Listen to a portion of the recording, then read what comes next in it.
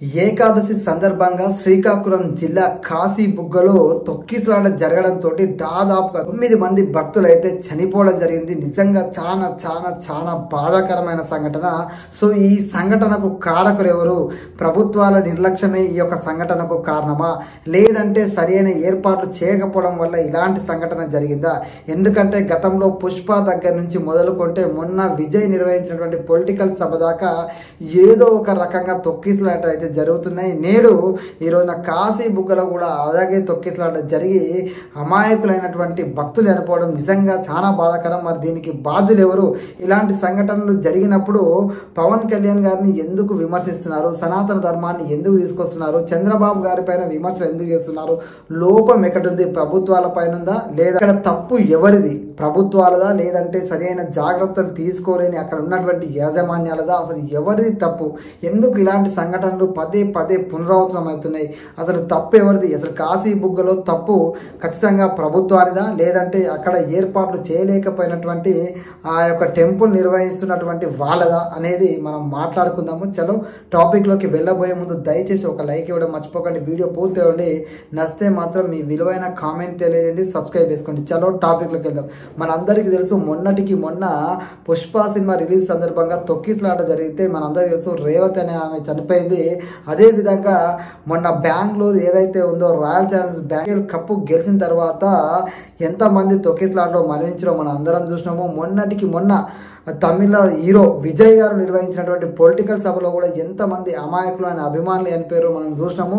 అదే విధంగా ఈ రోజు కాశీబుగ్గలో కూడా ఏకాదశి సందర్భంగా భక్తులు అధిక సంఖ్యలో పోటెత్తడం వల్ల ఇలాంటి తొక్కిసలాట జరిగి అమాయకులైనటువంటి 9 మంది మరణించారు. చాలా మంది గాయాల పాలైతే అయ్యారు. నిజంగా ఇది చాలా చాలా బాధాకరమైన సంఘటన.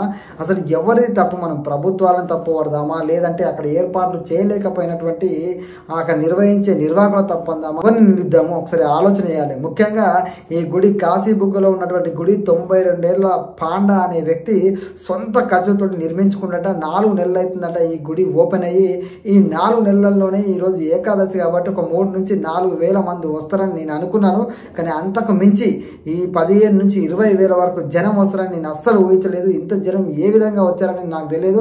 అయితే అక్కడ చనిపోయిన వాళ్ళందరూ కూడా కొత్తగా ఆ గుడికి వచ్చిన వాళ్ళే. ఏకాదశి సందర్భంగా ఆ గుడి ఒకరి నుంచి ఒకరికి ఇక్కడ గుడి ఉంది, ఇక్కడ బాగుంటుంది, మనకు మనశ్శాంతి దొరుకుతుంది, అదేవిధంగా ఇక్కడికి వెళ్తే మనకు మంచి జరుగుతుందని నమ్మకంతో భక్తులందరూ చాలా ఎత్తున రావడంతో సరైన ఏర్పాటు చేయలేక, అంతమంది కెపాసిటీకి ఏర్పాట్లు చేయలేక అక్కడ తొక్కిసలాట జరగడం వల్ల అమాయకులైనటువంటి 9 మంది మరణించడంతో పాటు చాలా మందికి గాయాలు అయితే అయినాయి. అయితే ఆయన చెప్తాడు, నేను ఎక్కడ ఇంతమంది వస్తారని ఊహించలేదు. సో ఇంతమంది రావడం అనేది నాకు ఆశ్చర్యాన్ని కలిగించింది. ముఖ్యంగా నేను ఎలాంటి సమాచారం పోలీసులకు కానీ ప్రభుత్వాలకు కానీ ఇవ్వలేదు. ఎందుకంటే అసలు ఈ రేంజ్లో భక్తులు వస్తారని నేనే ఊహించలేదు. ఏ విధంగా నేను వాళ్ళకి సమాచారం ఇస్తాను అని చెప్పేసి ఆయన చెప్పడం అయితే నిజంగా చాలా బాధాకరం. ఆ పాండా అనే వ్యక్తి సొంత ఖర్చులతోటి గుడి నిర్వహిస్తుంటే బాగానే ఉంది.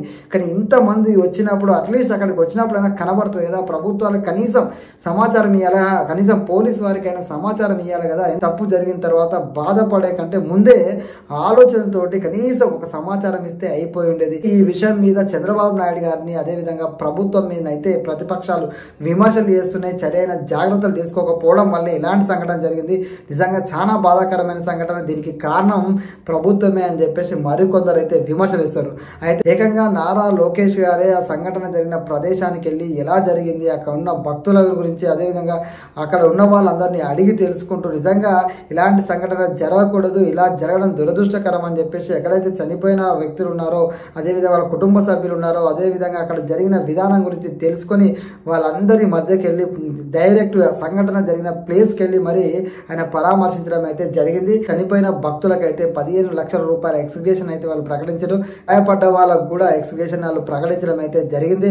నిజంగా చాలా చాలా బాధాకరం. గవర్నమెంట్ పరిధిలోకి రాదు. ఒక 92 ఏళ్ళ ఈ పాండా అనే వ్యక్తి సొంతంగా గుడి నిర్వహించుకుంటాడు, ప్రైవేట్ గా నిర్వహించుకుంటాడు. కాబట్టి ఇది పరిగణనలో లేకపోవడం వల్ల, అదే విధంగా ఇంత పెద్ద ఎత్తున ఈ గుడికి జనాలు వస్తారు. కేవలం 4 నెలలు అయింది కాబట్టి వస్తారని మేము కూడా ఊహించలేదు. అసలు ప్రభుత్వానికి కూడా సమాచారం లేకపోవడం, ముఖ్యంగా పోలీస్ శాఖ వారికి సమాచారం లేకపోవడం వల్ల ఇలాంటి జరగడం నిజంగా బాధాకరం అని చెప్పి నారా లోకేష్ గారు కూడా మాట్లాడారు. అదేవిధంగా ఏ పండుగ వచ్చినా ఎలాంటి కార్యక్రమం ఉన్నా ముందస్తుగానే ప్రభుత్వాలకు తెలియజేయాలి. అదేవిధంగా ప్రతి గుడి వద్ద సీసీ కెమెరాలు నిర్వహిస్తాము. ప్రతి ఒక్కరు ప్రైవేట్గా ఉండే ప్రతి గుడి రిజిస్టర్ చేయించుకోవాలి. ఎంతమంది భక్తులు వస్తారు, ఏ విధంగా మీరు కార్యక్రమాన్ని ముందు తీసుకుపోతారు అనే విషయాన్ని మీరు ప్రభుత్వం దృష్టికి తీసుకురావాలి. లేదంటే కఠినంగా ఉంటుందని చెప్పేసి నారా లోకేష్ గారు అయితే చెప్పడం జరిగింది. ఇక ముందట ఇలాంటి సంఘటనలు జరగకుండా చూసుకుంటామని చెప్పేసి నారా లోకేష్ గారు ఎక్కడైతే సంఘటన జరిగిందో ఆ ప్లేస్కి పోయి ప్రభుత్వం తరపున బాధ్యత తీసుకొని నిలబడి మాట్లాడడం జరిగింది. మరికొంతమంది సనాతన ధర్మ రక్షకుడు, అదేవిధంగా సనాతన ధర్మం గురించి మాట్లాడే పవన్ కళ్యాణ్ ఎక్కడ అని చెప్పి మాట్లాడతారు. ఇలాంటి సంఘటన జరుగుతుందని పవన్ కళ్యాణ్ ఏమైనా ఊహించిందా, పవన్ కళ్యాణ్ ఏమైనా ఇలా జరగాలని కోరుకున్నాడా అనేది కూడా మనం ఆలోచన చేయాలి. ఎందుకంటే పవన్ కళ్యాణ్ లాంటి వ్యక్తి తన ధర్మం ప్రేమిస్తాడు, తన ధర్మం గురించి మాట్లాడతాడు. అలాంటిది తన ధర్మం గురించి మాట్లాడినంత మాత్రాన అక్కడ చనిపోయిన వాళ్ళ గురించి పవన్ కళ్యాణ్ ఏం చేస్తాడు? నిజంగా చెప్పాలంటే అక్కడ సంఘటన జరగడం అనేది నిజంగా ఆయన కూడా దురదృష్టకరం, బాధాకరం అని చెప్పేసి ఆయన కూడా పొద్దున్నే ఆయన స్పందించడం అయితే జరిగింది. నిజంగా ఇలాంటి సంఘటన జరగాలని ఏ ప్రభుత్వం కోరుకోదు, ఏ నాయకుడు కోరుకోదు, విమర్శించేటోడు కూడా ఇలాంటి సంఘటన జరిగిందని కోరుకోరు, ఇలా సంఘటన జరగాలని కోరుకోరు.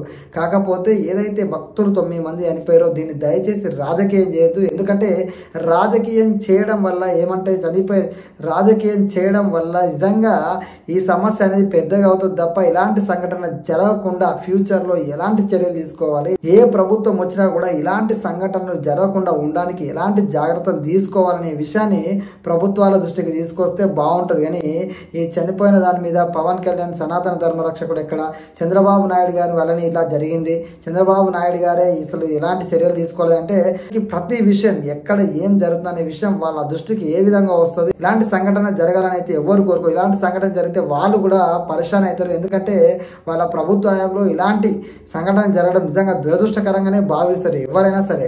వాళ్ళు ఖచ్చితంగా సమాచారం ఇచ్చుంటే ఇంత పెద్ద ఎత్తున అయితే ఇలాంటి ప్రమాదాలు ఫ్యూచర్లో జరగకుండా ఉండడానికి ప్రభుత్వాలు అదేవిధంగా ఏదైతే కార్యక్రమాలు నిర్వహిస్తారో, అదేవిధంగా ఇలాంటి ప్రైవేట్ టెంపుల్స్, అదేవిధంగా ఏదైనా కార్యక్రమాలు నిర్వహించే వాళ్ళు ఉంటారో వాళ్ళందరూ ప్రభుత్వాలకి ముందస్తుగా సమాచారం ఇచ్చి ఖచ్చితంగా ఇలాంటి సంఘటన జరగకుండా ముందుకు రావాలి. అదేవిధంగా భక్తులు కూడా అధిక సంఖ్యలో వచ్చినప్పుడు తగిన జాగ్రత్తలు మనం కూడా వేసుకోవాలి. ఖచ్చితంగా ఎక్కువ జనం ఉన్నప్పుడు ఆలోచనతోటి అడిగేయాలని చెప్పి మనస్ఫూర్తిగా కోరుకుంటూ ఇలాంటి సంఘటన జరగడం అనేది చాలా చాలా చాలా బాధాకరం.